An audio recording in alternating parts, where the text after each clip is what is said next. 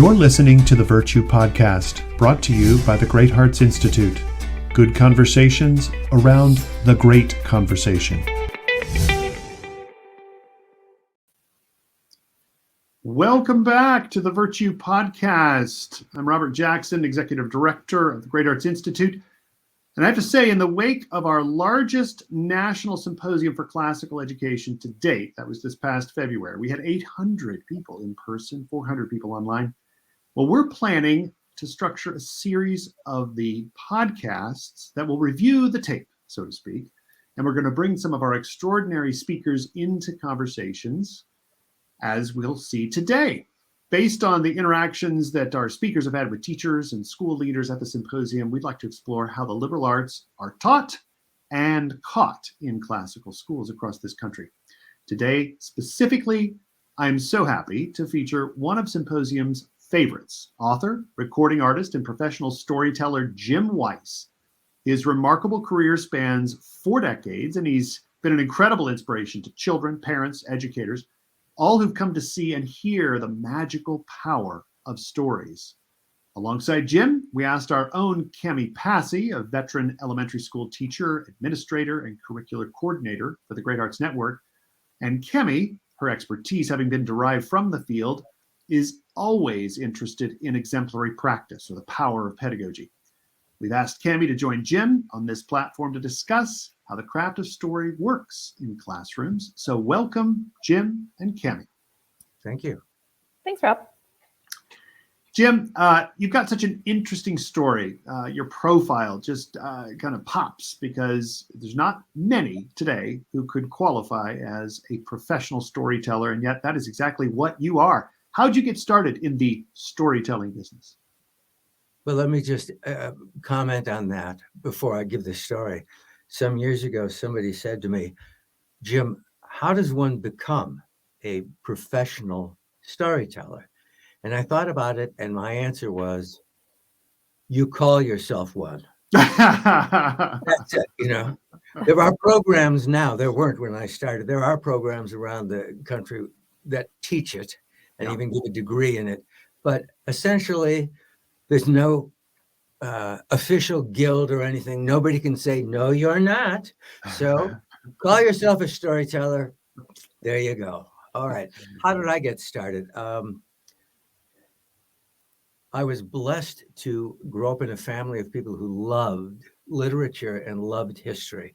And our mother used to read to us, and Dad used to teach us literature and history through the venue of our bedtime stories. He would tell stories from the classics or from history, and he told them in his own words so that they would be age appropriate for my brother and for me. And when possible, he had the original book nearby so that we would want to go off and read the original. He was trying to lead us to the book and not take its place. So here I am all these years later, and that's exactly what I've been doing all these years professionally, telling stories from history in story form, retelling stories, occasionally reading them unabridged off the page, but most often retelling them. And at the end, always saying, now, if you liked this, go find the original book, or go find more books by Dickens or Dumas, or more books about Abraham Lincoln, getting the kids involved and the parents too. So I went into sales and was not happy. There was no such thing as a professional storyteller doing the kind of recordings we ended up doing. I became very unhappy doing this and came home one day and said to my wife, Randy, whom you've met, words no spouse ever wishes to hear, I don't want to do this anymore. After she picked herself up off the floor, she said, what do you want to do instead? And I said, tell stories. I've done this as a school teacher. I've done this with our daughter and others. And I think there's a generation growing up who are not getting the classics, or they're getting what we have come to call the dreaded Hollywood version, where they call it the Three Musketeers or Hercules and then rewrite it. So I said, I think we can do this, and people may not know my name yet, but they'll recognize the titles. and maybe will want to buy these things for their kids. So we put all our savings into it, and I made 5 recordings. This was back in 1989, and at the end of a year, we had made back every penny. And we had our first 3 national awards, each for a different recording. The other 2 in that original pack of 5 got their awards a few weeks later. And since then, we've kept it going. Randy ran the business side of it. I was the product. And we've been going all over the world. The recordings have gone places I've never been, but the live performances and teaching sessions have taken me literally around the world. And it's a remarkable story. Everybody loves the story. Everybody loves the story. Yeah. Well, your story is remarkable. And of course, the very fact, as you say, that a generation or more has not had access to these stories proves that the need was great. And you have proven that the need is great. Thank you. Cammie, let me ask you, as a teacher, and as you think back over the years, think back to those first years in your training to become a classroom teacher, what type of instruction or guidance did you have in relation to storytelling for the classroom? I actually had the unusual opportunity to take 2 storytelling classes when I was in college. I don't think that they are necessarily particularly part of the teacher training program, but they were some of the depth courses that I could take at Utah State. And so I took I remember the names of them. It was over 20 years ago, but I had 2 distinct courses with Dr. Dave. He's the kind of guy who didn't like to wear shoes in class. And I don't even remember his last name is Dr. Dave. So I did actually have the opportunity to learn a little bit of storytelling practice and the power of it, and to even put into practice creating our own personal narratives for performance and then adapting pieces of literature. And I think we even did some songs that we adapted into performance and into storytelling. It was really great. But I think that's unusual. That's what I was going to ask, because now for the past decade or more, you've been working with teachers, classroom teachers, particularly those novices who come in the door and they're just looking for guidance. Are you seeing much out there in teacher training that suggests storytelling is there for the classroom teacher? No, not at all. As I said, I think my experience was pretty unusual. Okay. Well, Jim, tell us, if you will, what are some of the basic elements of storytelling? You know, because I look at you, I listen to you. I've seen you on stage now a few times. It feels like you've got this charisma, right? This sort of special talent. Is that true? Is there something absolutely to the natural talent if you're going to be a storyteller? 2-part answer. The short first part is yes, I think it's a gift in my case. But it's more than that. One of the great things about stories, as you begin to learn through stories or teach through them for that matter, is that your brain kind of imprints the structure of a story on your brain, and our brains really are wired to learn through that structure. I am lucky or blessed to find that very easy and natural. Nonetheless, I work very hard writing and rewriting scripts before I bring them into the studio. I think that there are some things that everybody shares. And part of the challenge for a lot of people is exactly what you were just talking about, the 2 of you, is that there isn't training. And so people who might recognize that this could be a powerful teaching tool, and it is, because we remember better the things we learn in the context of a story than if it's handed to us just as data. All of the brain research has proven this over and over again. So it's an incredibly powerful teaching tool. But people don't know how to do it. They're intimidated. I think there are the few basic elements that have to be there are these. Number 1, you have to love the story. Whether you're going to tell it to me in your own words, or whether you're going to read it holding a book up or over here in front of you. Start with stories you love and try to stick with those, because if you try and tell me a story you don't like, it'll fall flat. If you tell me a story you love, I'll pick up on your excitement, and chances are I'll get excited too. So the first thing is recognize that there are stories you love. Secondly, ask yourself, to whom am I telling these? Because you can tell the same story very differently to, let's say, a 5-year-old, a 9-year-old, a teen. And you'll include different details or want to soften some things. And the other thing is to not feel that you have to jump into this thing 100% cold from I've never done this to I'm now going to sit down and tell a half-hour story to my kid. Right, People right. do it. I mean, we're laughing, but people try to do that because they think, well, surely I should be able to do this. I heard a librarian growing up, you know, and I could, well, you know what? Don't put that pressure on yourself. First of all, start with a story that's really simple. I highly recommend Aesop's Fables for this because they're short and they'll have no more than 1, 2, maybe 3 characters to keep track of. Yeah. So start with something simple. Or if you're past the level of teaching Aesop, let's say you're teaching math, and I know we're going to talk about this later about different subjects. I have a story, I did a recording a few years ago called Genius Times 4, in which I told the stories of Isaac Newton, Albert Einstein, Madame Curie and the Curies. There's the story. They won 6 Nobel Prizes in 2 generations, 2 of which were hers.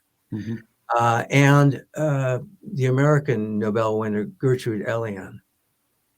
And I picked those 4 and then found out they were all one another.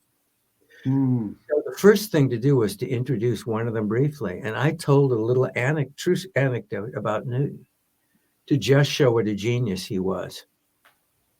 And then I went back and really started to tell the stories.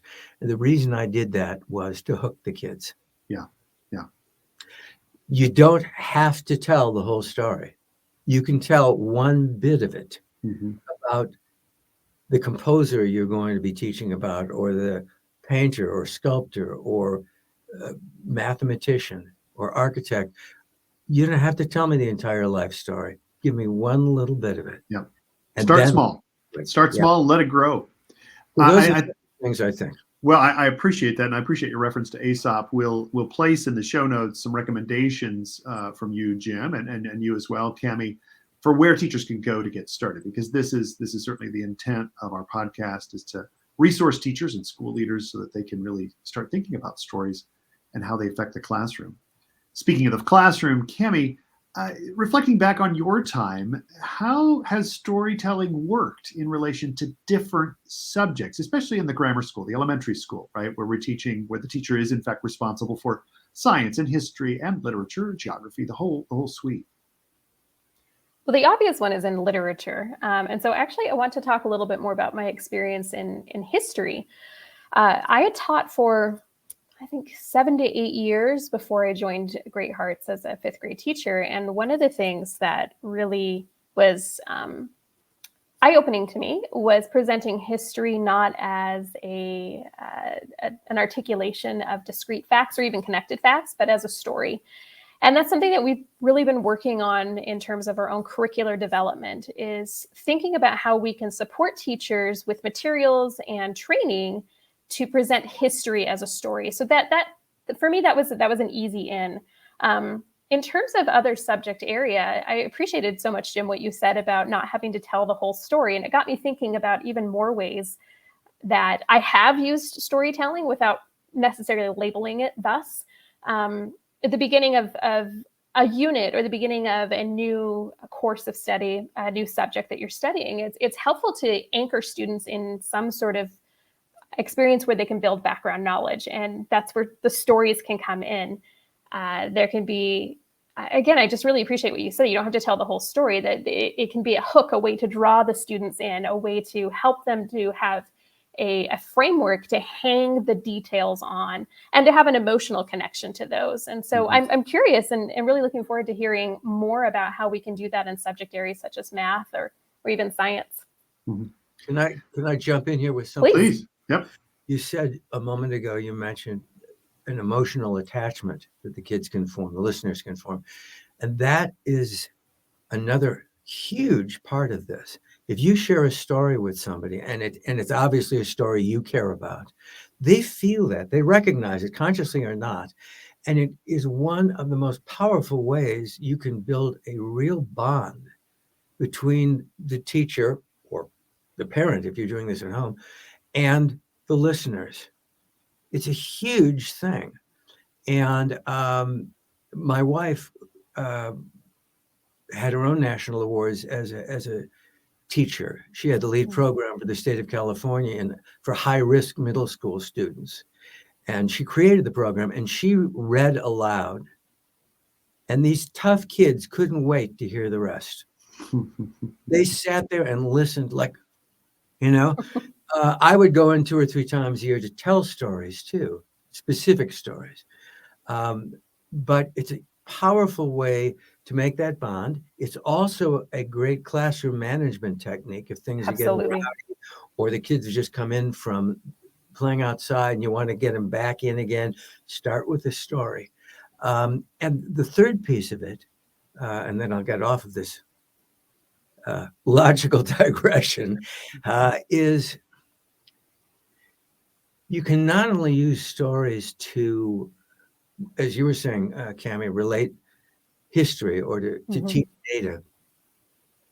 Stories are also the way that a family or an entire civilization passes down to the next generation the mores, the ethics, the things that we truly feel are important.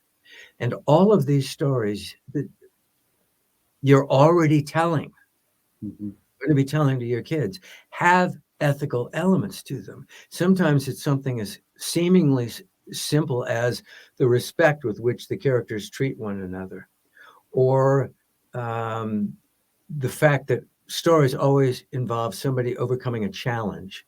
And it's important to know that we all face those. And it's really important to know that these people that are famous enough for us to be talking about them sometimes failed or got part way to a success. Or maybe went all the way with it, but it took them a couple of tries. That's an astoundingly important lesson we don't teach. We teach about the person who made the discovery, and we never talk about the 30 years she spent or he spent getting to that place. Right. So these things are all absolutely there for you. And on my website, not only do I have a list of all the recordings and stories, I also have them listed separately as a timeline in terms of when each one occurred. So if you're studying, let's say, the Renaissance, you can go to those stories. And I have a third listing of them in which I break down virtues. There we are, our virtue podcast, virtues and values, and tell you which stories on which recordings reflect those virtues. So if you're trying to teach something to your class, boom, there you go. Those are your stories. And because all of these things are equally important. Yeah, Jim, just to that point very briefly, I so thankful that you brought this up, the power of storytelling and the power of stories in developing moral virtue. I'm sure a lot of people listening to this are familiar with the work of Dr. Vigen-Guroian and his entire treatise, Tending the Heart of Virtue, is about the power and the importance of fairy tales in particular in forming the moral imagination. And I just love that term imagination, more so than like a moral compass. And you can only form that imagination through the imaginative work of being engrossed in a story. So thank you for that reminder. Yeah, this is interesting, Jim. You and both of you are touching upon what we've often referenced on this podcast, sort of our commitment to Aristotle and the philosophers, the Hellenistic philosophers.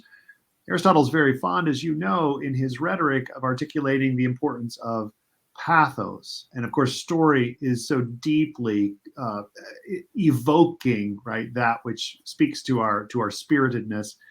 But also what you've now brought, I think, to the fore here, Jim, is the notion of ethos, the ethic, right? The fact that the work that went into, or the striving to accomplish, right? Not to mention the community's concern for these values. These are shared among us, All of this, of course, to articulate the logos, the truth of the matter, and the way the word gives shape to our lives, to our very souls.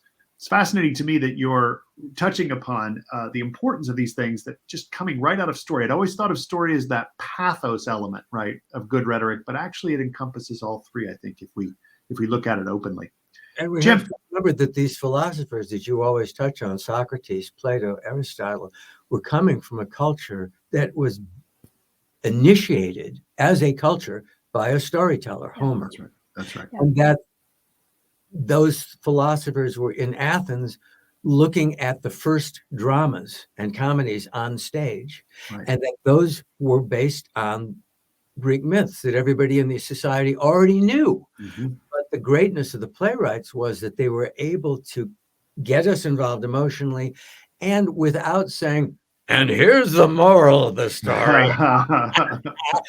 without any of that stuff. These were teaching tales to the Greeks. That's right. That's right. Jim, So- you're onto something here. If I can interrupt real quickly, I think that's one of the most common mistakes that I've seen or witnessed or probably been guilty of, which is trying to rush to a moral, rush to a kind of conclusion prematurely. Would you please just take us through what you would consider the three most basic mistakes that people who want to try the telling of stories will sometimes fall into? What are some of those basics that we might? You're asking the right guy. I've probably done all the mistakes there in the process of doing this. The first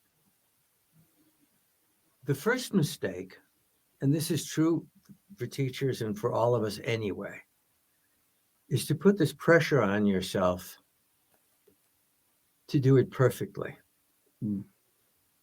because you're never going to do that. You can't do it perfectly. The best you can do is to say to yourself, how good a job could I do of this today with the degree of skill that I have developed thus far? And if you can get pretty close to that goal, you've succeeded. So take the pressure off. Mm-hmm. The second thing is to get distracted from the story. We all have things that we love about particular favorite stories of ours. Things we just say, oh man, I can't wait to share this part with them. And that's fine if you're writing a 300-page novel. There are times you have to take things out. Hemingway used to say that he knew when it was time to send his manuscript to be published, when he had taken out of it everything he could take out. Mm-hmm. And there are things that get in the way of the flow of the story. And sometimes you have to take them out. And the difference between a really fine storyteller and somebody who isn't as fine is that the person who doesn't know or isn't as skilled will leave in so many of these digressions. Sometimes you can leave one or two of them in, but you don't want to lose the flow of the story. So that's a huge part of it. And, what has to be in the story first? And then can I sneak a couple of these really fascinating things in? Because please. No, that's what you're thinking yourself. Oh, I'm sorry. Yeah. Can I sneak a few of these things in? Yes. So that's the second thing, is stay with the story. And the third thing I already alluded to earlier, which is to ask yourself, to whom am I telling this? Mm-hmm. And therefore, what words do I want to use? What concepts are perhaps too difficult? Is there violence in here? How do I deal with that? Mm-hmm. And here's a major tip for that. You're the storyteller. You get to decide. You get to decide how graphic it's going to be.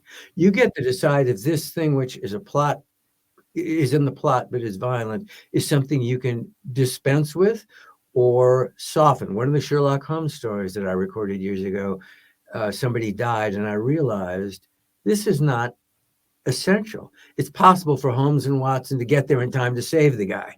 Mm-hmm. And I'm saving my very young listeners from a particularly intense moment in that story. I was able to do it. You can't always. Yeah. If you're reading a book aloud, which is totally legit, you don't have to tell everything in your own words. If you're reading aloud, and there's a page that has something that you are uncomfortable teaching to your kids, give yourself permission to paraphrase that page when you get to it. Yeah. You're not cheating the students. You're enabling them to learn this story so that then they can go on later to read the original. So I would say those are a few of the things you can look at. Well, Jim, I know from my own experience talking to several teachers who attended your session at this past symposium, you have given them the confidence to go out there and give it a try. So I think you've launched a few ships, as it were, storytelling ships, as a result of your good work. Cammie, you were there. You served as a moderator of Jim's session. And after witnessing that, what were a few takeaways that you think any number of teachers might have picked up on? I think the first and most easily implementable is I said that well this time, implementable, is to create a vocal palette. Jim gave us some really doable and accessible tips for doing that. Thinking about the speed, fast versus slow, thinking about pitch, thinking about volume, all of these things to differentiate characters, and also to bring excitement and emphasis to particular parts of the story. So that's number one. Just think about your vocal palette, and what a beautiful word. If we're going to be painting verbal images for students, we can be thinking about the palette. And then I was reflecting on this, looking back through the materials. Jim, I pulled up your recipe for a story. Good. And my brain has been very much involved in thinking through reading instruction and early literacy instruction. And a lot of, I'm going to get there, I promise. There's a point to what I'm saying. A lot of the state standards that we look at require things like students being able to retell a story, students being able to identify author's purpose or audience of a story. And I was looking at your recipe and I was like, man, if teachers could implement this recipe for a story in history and science, in those other places, not just literature, where they are telling stories, and help students to be able to engage and identify those things in natural ways. That's also another really accessible and seamless way. And it also supports students' comprehension, their listening comprehension, and those skills are transferable to a lot of places. So his workshop was incredibly practical and easily implementable. Those two things, by the way, the handout, which I think we might be able to refer to at the end of this, Rob, if you don't mind. Sure. Put it up. It's a 4-page handout with all kinds of things you can use, but page 3 includes both of those important, really vital things that Cammie just mentioned. The recipe for a story is the structure that stories follow. So I was talking a moment ago about what has to be in the story. This is the stuff that has to be in the story, and then you can add additional things. And teach it to your students if they're old enough to be able to handle that. Why keep it a secret? Right. You're giving them this framework too for their own stories or for those state tests that you just mentioned, Cammie, so they can go in and say, okay, I know what I have to do to write a story here. And the other part, the vocal palette, is, as you said, one way to differentiate one character from another and give some clues as to who those characters are. Yes. So if I'm, so you're looking for contrasts here between somebody who's very confident and speaks loudly and Isaac Newton, who was almost pathologically shy. And I want to be loud enough to be heard, but every time he speaks, you're reminded, consciously or not, that this guy is very shy, brilliant. But shy. You could have somebody with a high voice, a low voice. You can have somebody with a gravelly voice. Don't give this to your main character. You'll never make it to the end of the story. And somebody else with a smoother voice. There are different contrasts that are listed there. But for some of us, that's very natural. For some, it is not. And if it is not, if you find it's getting in the way of your ability to tell the story, don't do a whole big deal about voices. Make it easy on yourself. Jim, I really appreciate your comments that we need to recognize that storytelling from the book, literally reading that book and bringing it to life, is a great place to begin. It is a script, effectively, and one that we can use judiciously. draw from and excise elements that we need to in order to keep the story moving along. But let's just begin where we've got a script in hand and we can bring it to life in front of our students. That's a great place to start, because I think we need to talk to folks who are just classroom teachers, just trying to get by, making it all work because there's so much work to be done. And they're probably a little bit nervous about adding the storytelling component, but they need not be if they take it in steps, as you have just outlined. So to both of you, I have one concluding question, because as we're talking about the training of teachers and equipping them to bring stories into the classroom, I wonder what advice you'd give to a beginning teacher who is considering the use of stories, and specifically in terms of integrating it for that entire classroom. So I'll start with you, Cammie, and then let's hear from Jim as well. Well, I think you actually articulated one of the first places to start is to start with your literature. I'm thinking particularly of our teachers within the Great Hearts Network. Literature is at the core of what we do on our English language arts block. And so start there, start with those stories. Model for your students reading with prosody, which can include that vocal palette. And then another place, I bring this from my own experience and also in conjunction with the materials we're trying to create to support with curricular implementation is history. It's a great place. It's a great place to start bringing in vignettes and bringing in more colorful stories to help students to connect with the story of humanity. So those are two. I'd say start with literature and with history. I think those would be really great places for teachers to have an access point. Mm-hmm. Jim? When you say one of the access points is history is everything, if you want it to be. It's true. I mean, history is not only teaching the math principle or teaching something about chemistry, it can also be teaching about the people who figured this out and who got part way to figuring it out in some cases. And I was not always enthralled by science until I started finding teachers who would do this, who would tell us the stories. And then I wanted to know, what did this man or this woman discover? What was that? Mm-hmm. It helped me also in those subjects to know that not all of these eventually famous scientists or mathematicians started out as really good in math or science. They had to work at it, because here I was struggling with it, and it made it my story too.